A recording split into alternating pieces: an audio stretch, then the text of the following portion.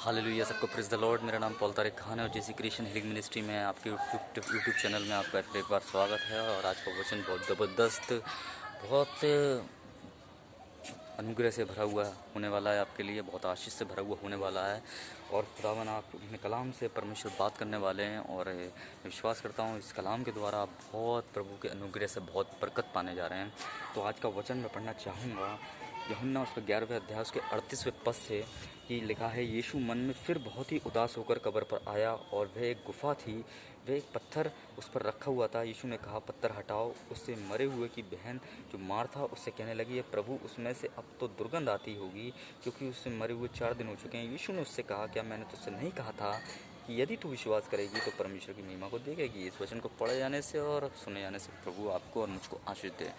खुदावन यीशु मसीह जब मन में उदास होकर आया, और यीशु मसीह की जो मन में उदास होने की वजह थी वो वजह ये थी कि यीशु मसीह को जो अपनी कही बात स्मरण थी कि यीशु मसीह ने उससे कहा था मार्था से कि अगर तू विश्वास करेगी तो परमेश्वर की तू महिमा को देखेगी ना, तेरा भाई लाजर जिंदा होगा।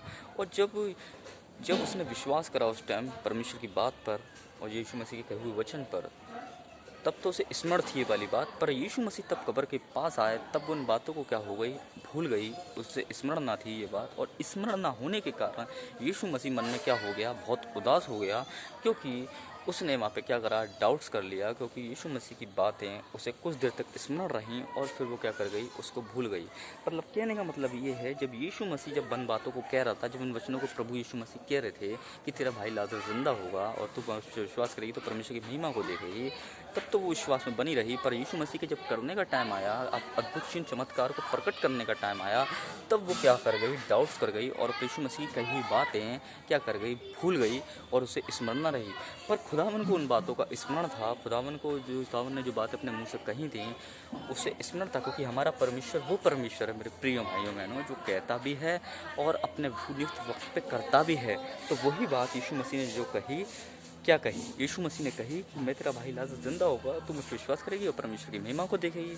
पर उसने क्या कह दिया, अब तो लाजर क्या होगा, 4 दिन कब्र में पड़ा हुआ, 4 दिन से उसमें दुर्गंध आती होगी ना। तो अब उसने कि जब कहती दुर्गंध आती होगी तो यीशु मसीह ने कहा कि मैंने तुझसे नहीं कहा था कि तू परमेश्वर की महिमा को देखेगी। तो अगर उसे वो बात स्मरण रहती जो यीशु मसीह ने उससे कहा है कि तू परमेश्वर की महिमा को देखेगी, अगर तू मुझे विश्वास करेगी तेरा जो भाई लाजर है वो जिंदा होगा, अगर ये बात वो उस टाइम तक स्मरण रखती, जब यीशु मसीह के करने का टाइम आया तो चिन्ह और चमत्कार उस टाइम, तब वो इन बातों को नहीं बोलती। वो ये बोलती कि यीशु मसीह आपने कहा है और मेरा भाई लाजर जिंदा हुआ। वो ये ना बोलती कि उस पर से 4 दिन हो गया, उस पर दुर्गंध आती है।